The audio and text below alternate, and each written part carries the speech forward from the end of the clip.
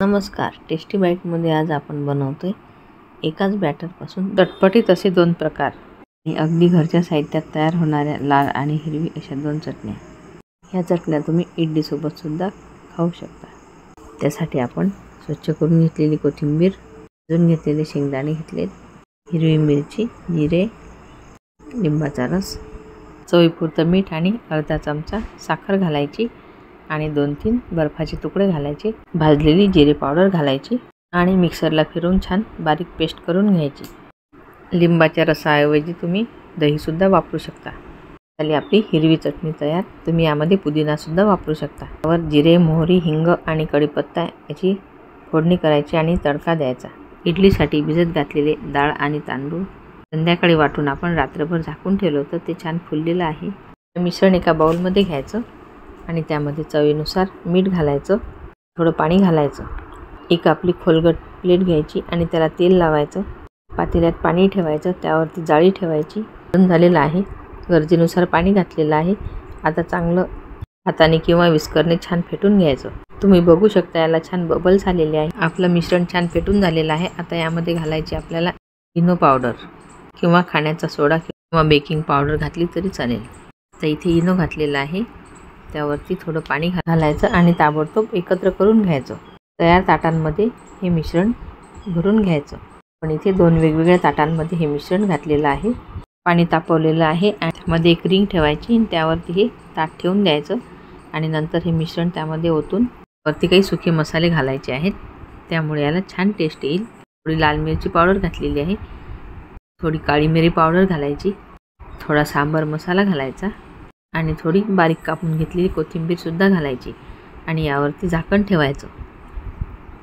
अगदी 10 ते 15 मिनिटात आपला हा टेस्टी ढोकळा तयार होईल। आता बनवायची आपल्याला टोमॅटोची चटणी।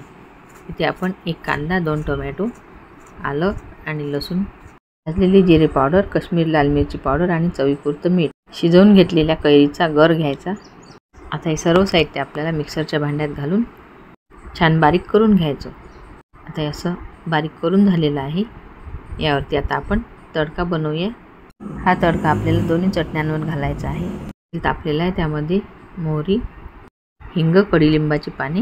हा तयार तडका आपल्याला आधी हिरव्या चटणीवर घालून घ्यायचा आणि नंतर याच उरलेल्या तडक्यामध्ये बारीक करून घेतलेली टोमॅटोची चटणी घालायची आणि आपल्याला हवं तेवढं पातळ करून घ्यायचं।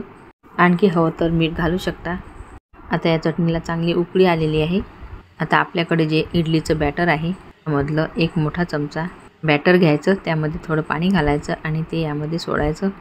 बॅटर यामध्ये घातल्यामुळे या चटणीला छान दाटसरपणा सुद्धा येईल किंवा आपल्याला हवं तेवढी पातळ सुद्धा आपण ही चटणी ठेवू शकतो। या हिरव्या चटणीवर सुद्धा आपला तडका घालून झालेला आहे। झाकण काढून बघायचं, छान चटपटीत असा मसालेदार आपला ढोकळा तयार झालेला आहे। एका ताटामध्ये आपण फक्तच मिरी पावडर घातली होती, तो सुद्धा छान शिजलेला आहे। आता याची अशी काप करून घ्यायची आणि सर्विंग बाउलमध्ये काढून घ्यायचं। तुम्ही बघू शकता हा किती छान फुललेला आहे। एकदम स्पॉन्जी असा ढोकळा आपला तयार झालेला आहे। एका ताटामध्ये आपण नुसती काळी मिरी पावडर घातली तरीही चवीला खूप भन्नाट लागतं। असे हे आपले 2 प्रकारचे चटपटीत नाश्त्याचे प्रकार तयार झालेले आहेत। सोबत लाल आणि हिरवी चटणी सर्व करायची आणि ताटांना शिजल्यावरती शेंगदाणा तेल लावून घ्यायचं आणि नंतर काप करून घ्यायचे। इथे आपण इडली सुद्धा बनवली आहे।